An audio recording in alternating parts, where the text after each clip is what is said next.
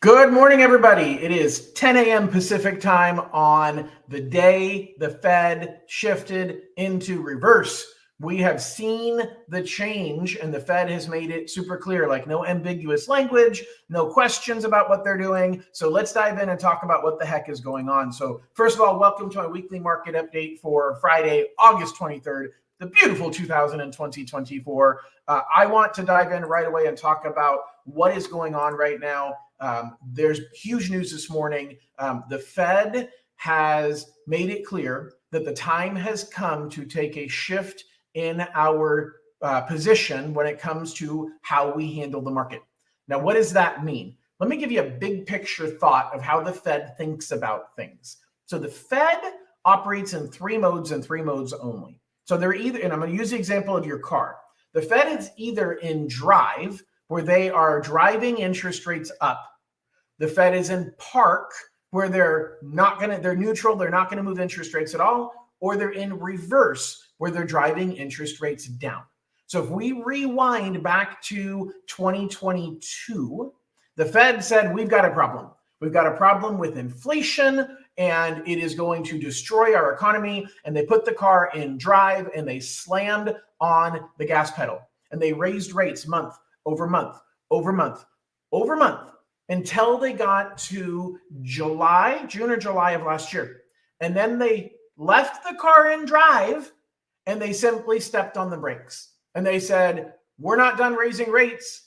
We're not going to raise them this month, but be prepared. We're going to raise rates again. So the car's in drive, but they stood on the brakes. And every month and a half, they meet every 6 weeks. The Fed between summer of last year and December said, hey, the car's in drive. Rates still are ready to go up. We're positioned to go higher on rates. We're ready to go higher on rates. And then in December, they put the car in park.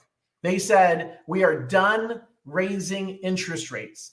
Now, the moment they said that, the market heard, oh, they're going in reverse. Rates are coming down. No, that's not what they said. They said, we're done raising interest rates. And so between December and this morning, the Fed has been in park. This morning, they shifted the car into reverse. Now, they have not hit the gas yet. Okay, they've shifted the car into reverse. The white lights are on in the back of the car. The beeping noise is going off.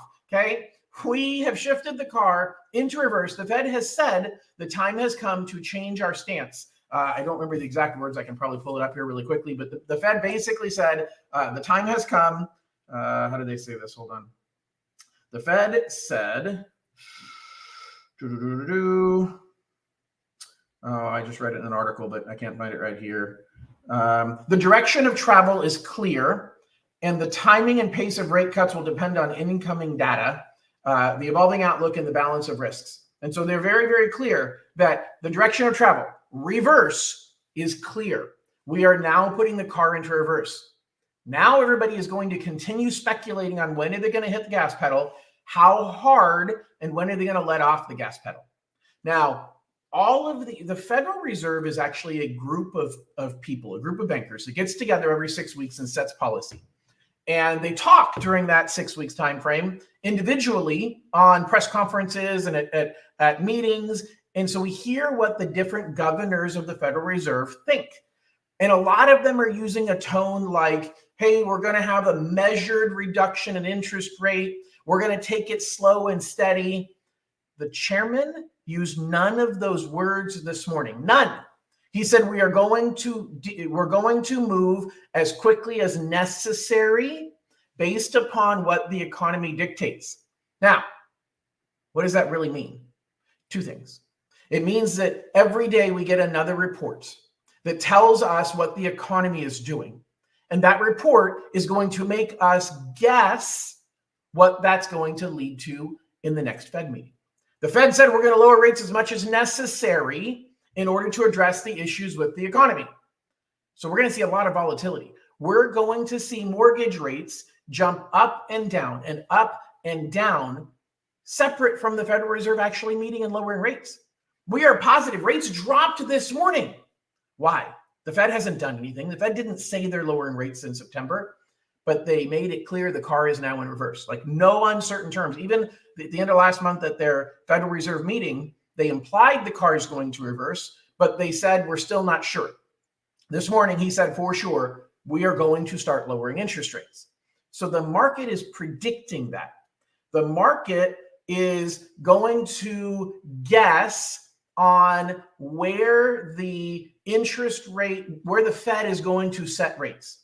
And the market is going to determine ahead of time what they think the Fed is going to do.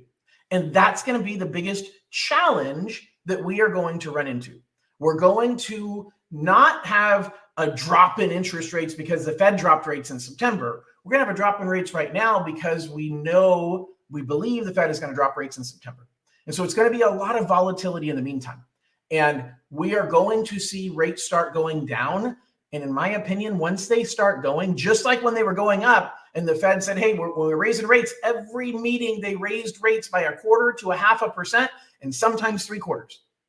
There's a good argument that says they're going to be lowering interest rates at the same pace. Now, remember, that does not directly correlate to mortgage rates, but it definitely pulls on them. So now the question is timing. And I'll tell you a quick story. I had my client that I met with this week that they had the highest interest rate of anybody that I did a loan for in the last 10 years. I locked them in at 8.125 for an owner-occupied conventional loan, 20% down. Okay, good credit, everything is good. 8.125 was their interest rate, is their interest rate. But they got the house $40,000 less than the appraiser said it was worth. They had the biggest savings, not compared to what the seller thought it was worth. Sellers think their houses are worth more than they really are. But the appraiser is looking what everybody else really sold their house for. And they bought their house for $40,000 less than what the appraiser thought the house was worth. Here we are, 9 months after they purchased their home, and we can give them a rate in the mid-6s. So they won. They lost because they had to pay a high rate for 9 months. But they won because they got a beautiful home for below market value simply because nobody else was willing to buy with the high rates. And we are going to see the same domino effect, the same phenomenon happening going forward. We're going to see interest rates falling and people waiting and saying, I don't know if I want to buy yet because why should I buy now? And so just be aware that if you want to get back to the days when it was really hard to get an offer accepted and you like that, and you want to get back to the days where you might have to pay over asking price to get your offer accepted and you like that, you should wait. But if you want to get the best negotiation opportunity to buy a home, to get a seller who doesn't have a lot of people to choose from to buy a home from, to sell you their home, now is the time to be looking. This next couple of months. So many people are waiting until after the election. And so if you jump in before the election, you're going to be far better off, in my view, even if you end up taking a higher rate than what you need. We can refinance you in the next year or two as rates continue to go down. Let me show you this really quickly visually. So what we're looking at right now is we're looking at the 10-year Treasury, and we're looking at it going back to February. So the interest rates had fallen back in February, and they fell in large part because everybody thought, okay, the Fed's about to start lowering rates. They're about to put us in reverse. And we were wrong. And so they came right back up. And they kept climbing and climbing and climbing and climbing and climbing. And here we are in April, and we hit the peak in April. Okay, and then we hit a bigger peak back October of last year. We hit this peak in April, come down, but peak back up, come down and peak back up, come down and peak back up, come down and peak back up. This is July 23rd.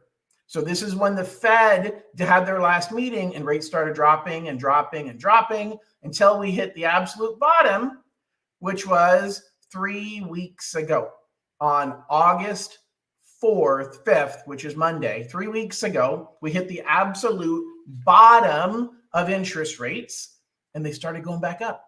Why? Because right here, rates fell. And I did this last week on my video and I said, hey, what happened to the low rates we're talking about? Why have they gone up and up and up? Guess what?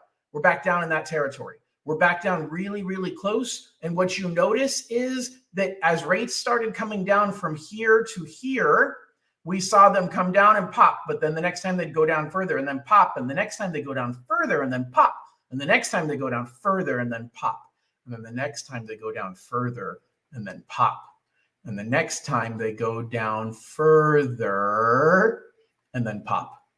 That's how rates move. That is the volatility that we're going to see in interest rates, and you need to be prepared for that. So in the question of what does this all mean for mortgage rates, it means we're seeing better rates today, but that's because we already now have expectations the Fed's going to drop rates probably 0.5% in September. There's some people talking about a 0.75% rate drop in interest rates. Those are the questions that are going to cause volatility. But the real question becomes, what's the Fed going to say in September about future rate decreases? The other thing is, what does the data say? So the Fed has said the data has made it very, very clear that their two mandates, the Fed's two things they're in charge of, is they're in charge of keeping inflation low and keeping employment high. Okay, so keeping as many people employed as possible and keeping inflation as low as possible. For the last 2 years, they've only been focused on inflation. They said employment doesn't matter. Well, they said today, our dual mandate is back in force. What does that mean? It means we now equally care about both. And I think in some degree, they care more about employment. The unemployment rate has been increasing. And then earlier this week, a little known report came out, which is the annual adjustment of the unemployment numbers for the last year. So they basically once a month, they publish the report. I've talked about before how they look at unemployment numbers, and it's a guess. But once a year, they go back and they reconcile the entire last 12 months and say, well, what really happened? Now that we have hindsight, we have the ability to look back in time and really see what happened. Were we right, or do we need to adjust our numbers? They adjusted the employment numbers down significantly, meaning there were almost 1 million fewer jobs, like 800,000 fewer jobs created in the last 12 months than what they reported to us. So they've revised that number down, meaning employment is a bigger problem than we've been expecting. That the numbers that were coming from the Bureau of Labor Statistics on a monthly basis were overstating the number of jobs being created, and that there is a bigger employment problem than we thought.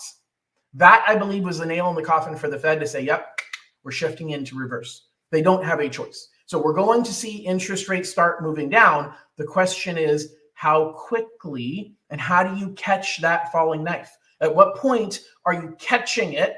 And do you wait? Because if you wait too long, you end up on the wrong side of house prices. All right, so I'm going to shift gears to a whole different topic. I want to talk quickly about how are you going to pay for your realtor? We are over a week in, well, less than a week, depending upon what market that you're in. August 17th was the required date that they had to shift. So if you are out shopping for a home right now, if you are selling your home right now, the market has changed. The rules of engagement have changed significantly.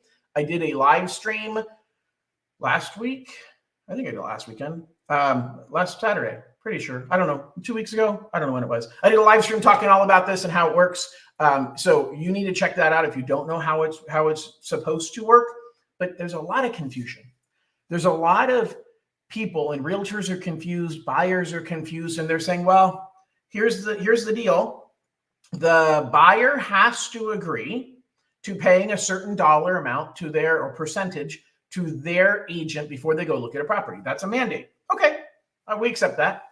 As part of that process, at least in the state of California, as part of the buyer broker agreement is a spot where the buyer says, do I have the money to pay for this out of my pockets if the seller won't pay for it? And if you check no, then the realtors often will say, well, then I can't show you properties where the seller, I shouldn't show you properties where the seller is not telling us in advance they're going to pay for my commission. And that's not really how it should work. What you really need to be doing as a buyer is understanding, some realtors are misunderstanding this, that write the offer and include your request for compensation in the offer. Say, hey, I want to buy your house. You have it listed for $500,000. I want to buy it for $500,000. And here's the agreement that I gave with my realtor. I want you to pay for that. In the past, that's how it worked, is the seller paid for the realtor that represents you. The expectation is most sellers are ready and willing to do so, but it's part of the negotiation process. And if the seller comes back and says, no, I'm not willing to pay that full amount, or I'm not willing to pay anything, that's where everybody gets stuck. That's the challenge right now, is how am I going to pay for my realtor if the seller isn't willing to play ball?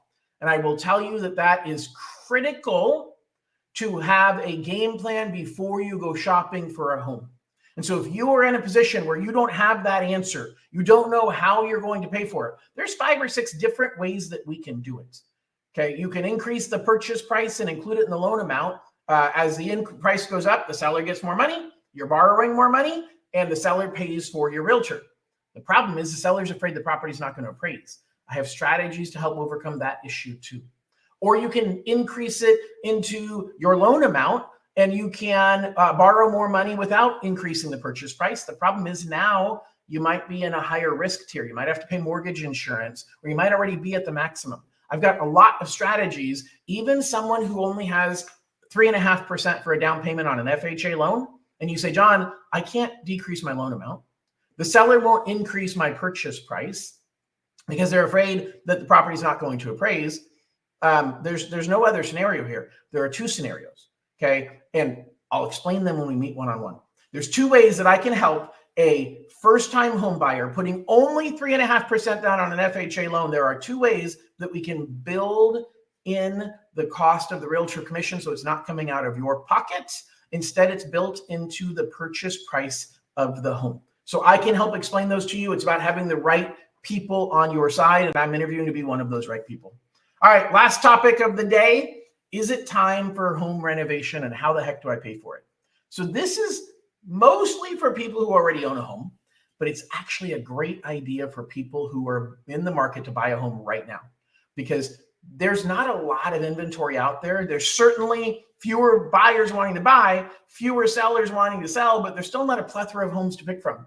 And you're saying, John, I really want to make this happen before the market turns and it becomes a seller's market, but I can't find anything that suits my needs. Now, this does not apply to anybody buying using down payment assistance like Dream for All.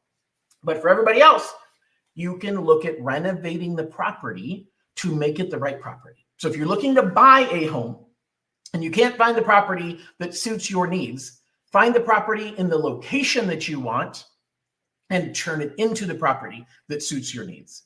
If you already bought a property, maybe you bought a property in 2020 or 2021, maybe you bought a property in 2022 or 2023. In 2020 or 2021, you didn't have any choice on what property you were buying. You bought whatever you could get. Well, for you need to look now and say, is it time to renovate this property to make it what I want? Or should I be selling it and buying something else that's not what I want?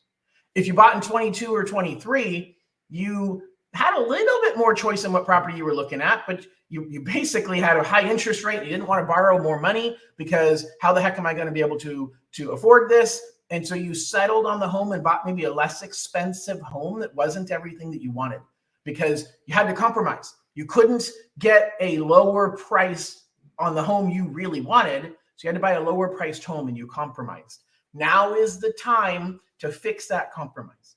Now is the time to do a renovation of your home. And there's lots of ways to go about renovating your home when it comes to how to finance it. You can get a second mortgage on the home. You could do a cash out on your home, or you can do a renovation loan. And each one of those has different pros and cons. I'm going to be talking more about that in the coming days and giving you more information, but I want to plant the seed that is a huge opportunity going forward in the market that we're shifting into is renovating your property.